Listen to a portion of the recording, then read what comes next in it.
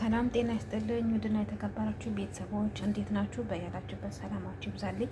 እናንተ ስሙኝ ማቆይ ልንገራችሁ ማለት ነው። ይሄ ነገር አያችሁት? ስኳር ነው በራሱ ማለት ነው። ይሄ ስኳር ማርያምን ብቻውን ስኳርነት አለው። በዛ ላይ የተጨምሮበት መሞታችን አይደለም። ይሄ ነገር አትብሉ እግዚአብሔርን። ያው እኛ ጋር ቤት ነው የሚዘጋጀው። ያው እናንተ ጋር እንግዲህ አላውቅም፣ ከውጭ ይሆናል። ይኸውት ይሄ በራሱ ስኳርነት አለው። በዛ ላይ ይሄ ግማሽ እንትን የተጨመረበት ግማሽ ምንድን ነው የሚባለው? ይሄ እንዳለ ስኳር ነው። እና አሁን እንደዚህ ተበልቶ እንዴት ነው የሚኖረው ነው? እግዚአብሔርን ጥንቃቄ አድርጉ። ይሄ ያው ምንድን ነው ብትሉኝ እንትን ነው። ይሄን ታውቁታላችሁ። እኛ ቤት ውስጥ ነው የሚሰራው። ይሄ ነው ይሄ ማለት ነው። እና እንዳትበሉ፣ እውነቴን ነው የምላችሁ። ይሄ ተበልቶ እንግዲህ ስኳር አያችሁት አይደለ?